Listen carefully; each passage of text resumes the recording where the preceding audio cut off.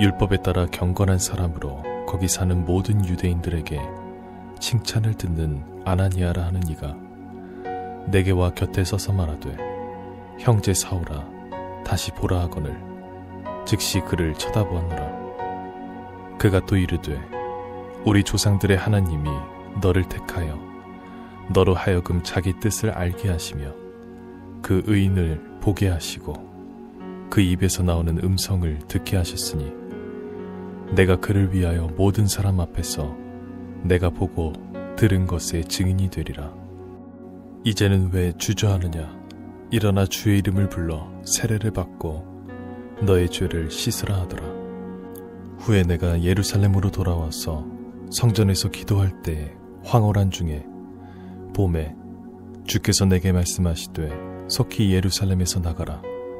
그들은 내가 내게 대하여 증언하는 말을 듣지 아니하리라 하시거늘 내가 말하기를 주님 내가 주를 믿는 사람들을 가두고 또 각 회당에서 때리고 또 주의 증인 스데반이 피를 흘릴 때에 내가 곁에 서서 찬성하고 그 죽이는 사람들의 옷을 지킨 줄 그들도 아나이다.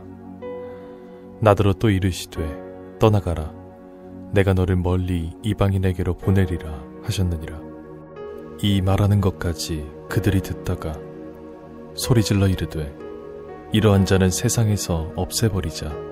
살려둘 자가 아니라 하여 떠들며 옷을 벗어던지고 티끌을 공중에 날리니 천부장이 바울을 영내로 데려가라 명하고 그들이 무슨 일로 그에 대하여 떠드는지 알고자 하여 채찍질하며 신문하라 한대 가죽줄로 바울을 매니 바울이 곁에 서 있는 백부장더러 이르되 너희가 로마 시민 된 자를 죄도 정하지 아니하고 채찍질할 수 있느냐 하니 백부장이 듣고 가서 천부장에게 전하여 이르되 어찌하려 하느냐 이는 로마 시민이라 하니 천부장이 와서 바울에게 말하되 내가 로마 시민이냐 내게 말하라 이르되 그러하다.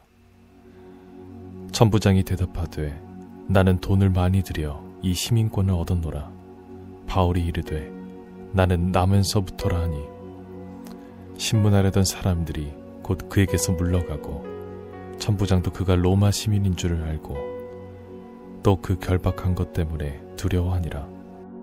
사도 바울은 유대인 백성들 앞에서 부활하신 예수 그리스도를 만나 회심한 과거를 계속해서 설명하고 있는데 특별히 이 회심 사건에서 중요한 역할을 하였던 아나니아를 언급하고 있습니다.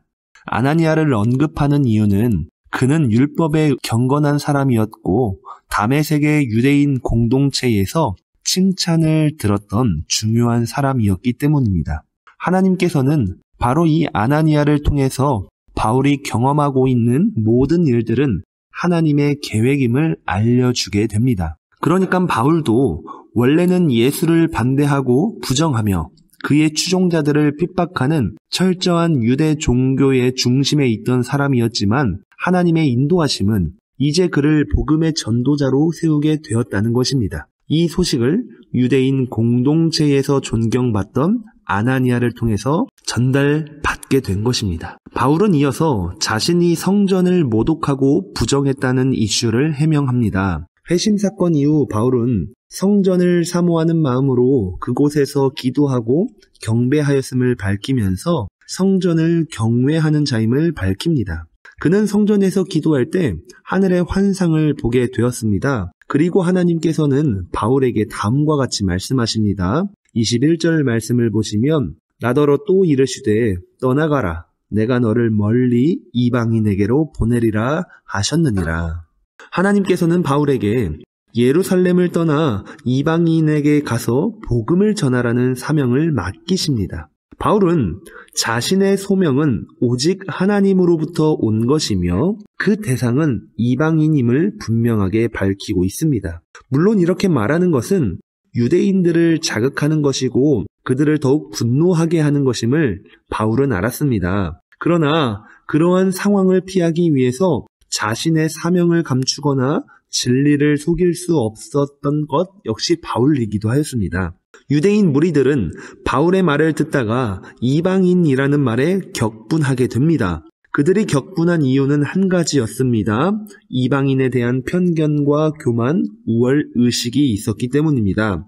그들은 결코 이방인들이 자신들과 동등한 위치에서 하나님의 구원의 빛을 경험할 수 없다고 믿었습니다. 그렇기 때문에 바울의 말에 분노하여서 이제는 그를 죽여야 한다고 외치게 됩니다.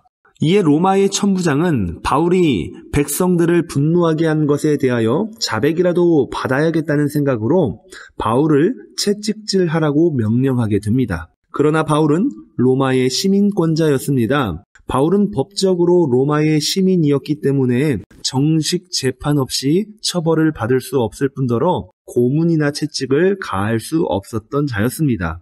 그리고 이 천부장은 자신은 로마의 시민권을 돈으로 샀지만 바울은 날 때부터 로마의 시민권이 있음을 알게 되었습니다. 그렇기 때문에 바울은 비록 유대인 무리들을 분노하게는 만들었지만 그로 인하여서 과거 예수님처럼 불법과 악행으로 핍박당하는 일은 피하게 되었습니다. 하나님께서 많고 많은 사람 중에서 그리고 예수를 핍박하던 이 바울을 선택하신 이유가 바로 오늘 본문에서 밝혀지고 있습니다. 만약에 바울에게 로마 시민권이 없었다면 바울은 과거 예수님처럼 정치적인 희생양으로 바로 순교를 당했을 것입니다. 바울이 아닌 다른 사람이었다라면 이 위기의 순간에 지혜롭게 사명을 감당하지도 못했을 것입니다. 하나님께서는 특별히 준비된 이 바울을 사용하시고 그래서 지금 예루살렘으로 인도하셨고 이곳에서 조금도 가감하지 않은 복음과 진리를 유대인들에게 선포할 수 있도록 성령으로 인도하셨던 것입니다. 오늘의 말씀 속에서 바울을 준비하시고 사용하시는 하나님의 인도하심을 기억합니다. 하나님께서는 나에게 주어진 것들을 사용하셔서 복음을 전하도록 인도하십니다. 우리는 내게 주어진 것을 가지고 주님께 쓰임을 받게 될 것입니다. 따라서 오늘 나에게 주어진 이 모든 것들에 대해 감사하기를 원합니다. 내가 가진 것, 이 세상과 비교하여 비록 하찮고 아무것도 아닌 것처럼 보일지라도 하나님 앞에서는 그리고 복음 전파에 있어서는 가장 귀한 것이 될 수 있음을 기억하시기 바랍니다. 오늘도 주님의 복음을 맡은 자로 승리하는 복된 하루가 되기를 간절히 소망합니다. 아멘.